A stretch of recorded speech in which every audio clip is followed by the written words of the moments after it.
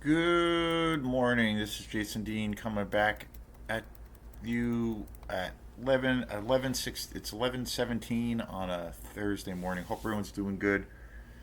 So yeah, I was away for a day or two and I wasn't able to do any videos, but that's okay. I usually get back at it pretty quickly. So yeah, it's been a blast as far as some of the new movies I've been watching. I've been covering all of the movies in this amazing box set that I got from Severin. Fear in the Philippines, the complete Blood Island films, and this is absolutely a killer collection of movies. Really obscure Filipino horror exploitation movies that I never had seen or heard before. I bought this just based on the artwork. I mean, I can't say enough good things about this artwork. It's insane. I mean, look at that. I saw that and I was like, yep, it's Severin. I'm going to get it. I have a ton of Severin titles right now at this time, at this period. And, again, it's something I've said for a while where, since I've been buying a lot of these crazed movies, I've gotten really pretty familiar with all the boutique labels out there. Mondo Macabre, Severin, Blue Underground, Vinegar Syndrome. Those are the key ones, I guess, but there's so many. And Mondo Macabre is my favorite, and Severin's probably my second biggest one too, and probably my second favorite. But Mono Macabre is the shit. But Severin's amazing, and I have a ton of Severin titles, and I've gotten so used to, and I've bought so many movies that these companies have put out and I moved into an area of buying lots of stuff that I've never seen before, and I've just been blown away by every movie I've gotten, and just been super thrilled. So I saw this in the aisle. I got this last week, and I was just like, "Yep, I am going to buy that." And it wasn't expensive. It was like $26, and there's four full movies on here, which is awesome. And there's a ton of special features, which is super cool. At the end of this, I'm going to do another show talking about the directors that I discovered through this amazing compilation, and I'm going to get into that. I'm going to do a big kind of talk about them and kind of the history a little bit about how these films started, and what they're kind of all about, and just how utterly ridiculous and terrible they are, but just absolutely amazing at the same time. Truly the case of it's so bad it's good.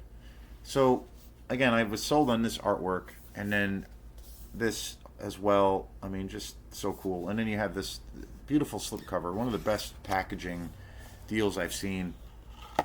And then you have the disc itself. It's a 2 disc Blu-ray. I mean, look at that.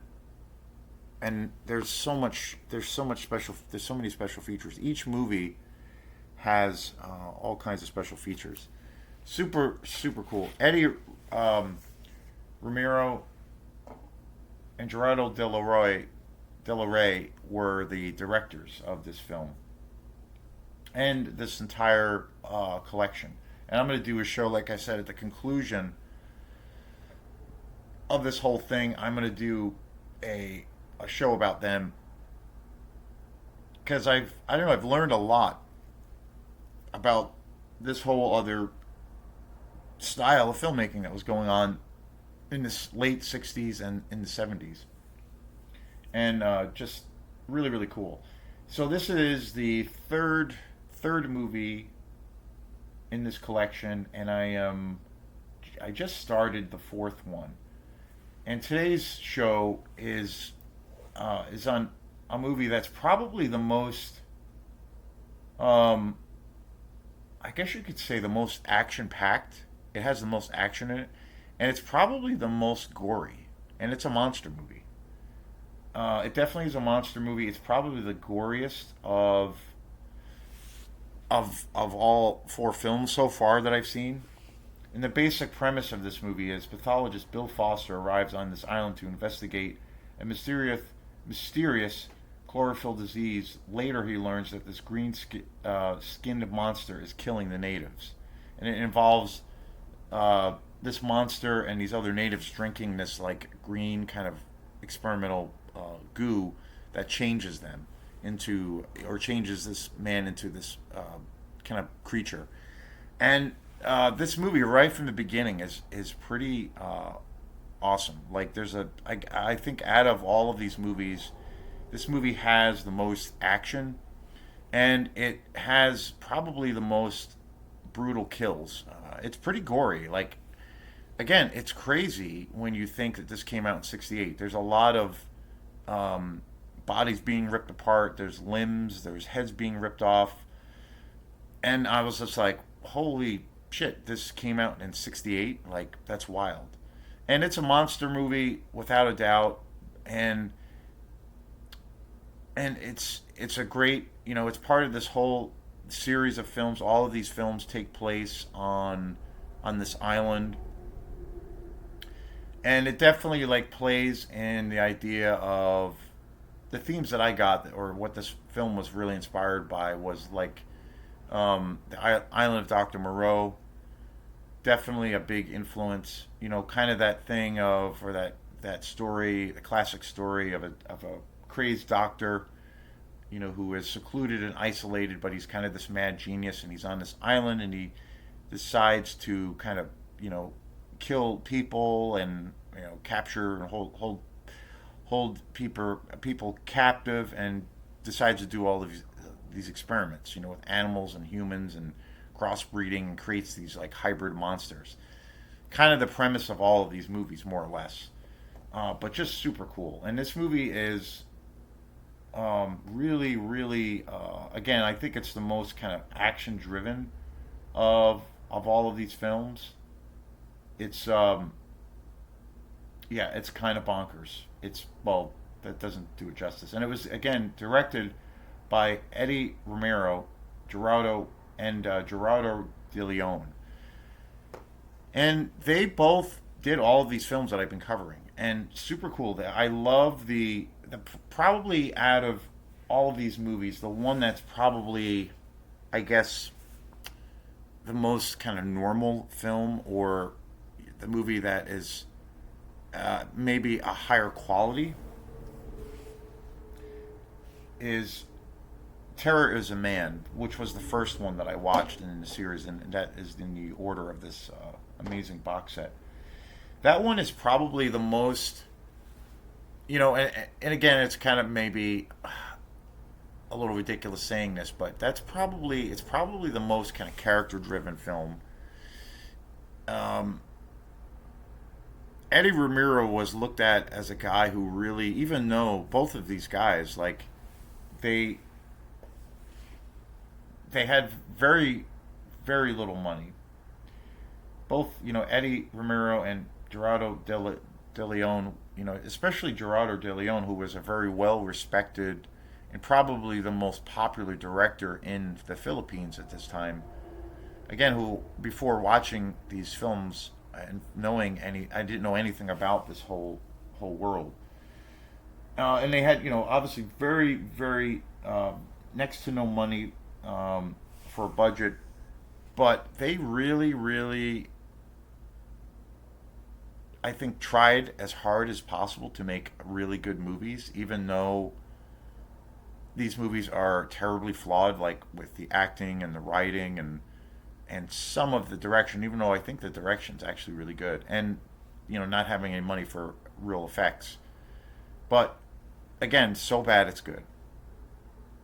And Eddie Romero was, and one of the things about him, and I see it a lot in this story, was he kind of took these really straightforward kind of knockoff ideas of other things like the Island of Dr. Moreau and things like that. Kind of took these knockoff ideas that are, narratively or story wise, they're super simple, super straightforward. But he really tried to make the characters and kind of the story within this world in these movies, and especially Fear is a Man, tried to really make the characters complex and tried to really add a kind of a lot of dynamics to the story. Even though it's like super straightforward, he really tried to make these movies have a little bit of depth, and it's kind of interesting. Even though they're totally cheesy exploitation movies, you can kind of sense that. And I got more of a sense of that definitely out of Fear is a Man, where there's a lot more, I guess, dialogue. There's a lot more scenes in the film where that's kind of the focus. Whereas the other movies are just, they have that a little bit, but they're definitely more straight up schlocky. And I think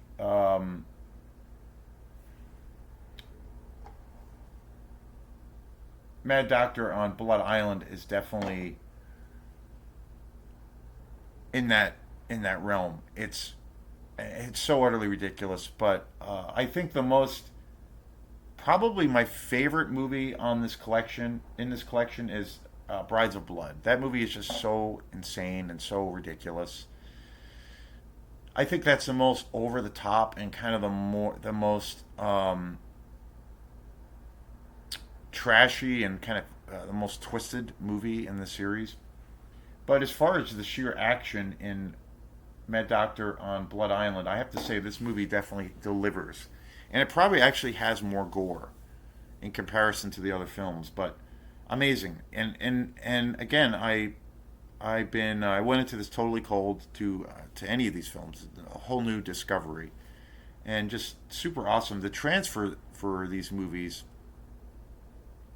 on Blu-ray is pretty astounding. Like the quality is unbelievable. And again, I've said this before many times that it's insane to me and just insanely amazing that you have all of these boutique labels putting out, you know, these super obscure movies that were probably at one point just left in a dirty, toilet in a porta potty, and now they're like coming back on 4K, and they're getting, they're packed with all these special features and all the beautiful packaging and all. I mean, it's crazy when you think, because I think of, the time when these movies were coming out in the drive-in, in the grindhouse period. Like, that's just wild to me, and especially with this movie, Mad Doctor on Blood Island. Especially with this movie, the copious amounts of gore in this movie. It's pretty unbelievable. It's pretty wild. I mean, talk about ahead of the time, or ahead of, when you think of like the first slasher movie I ever saw as a kid, and first movie that I ever saw that had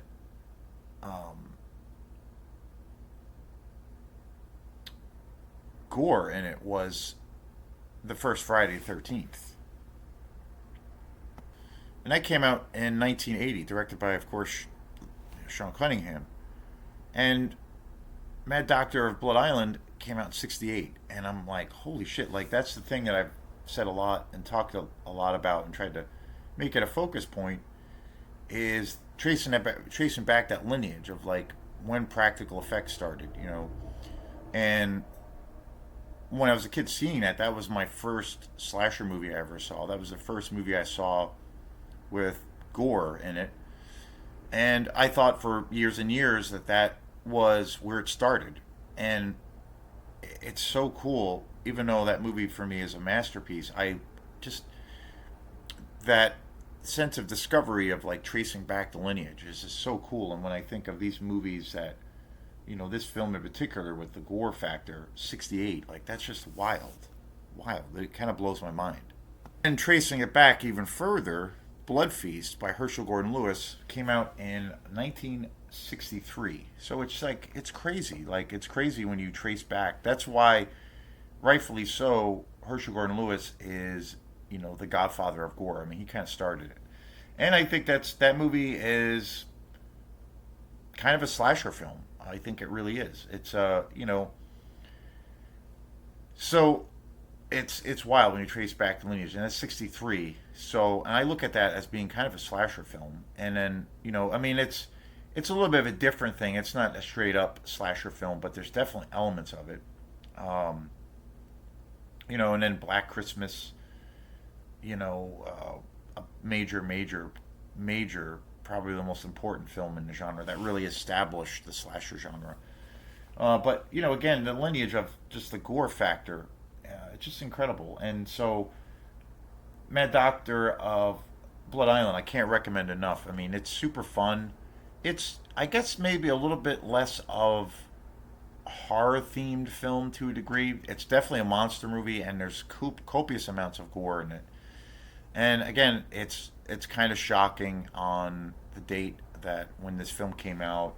Just love this shit. And so, yeah, like it says here on the back, groundbreaking horror. I mean, great, fantastic stuff. So thanks again, and we will see you next time. Peace.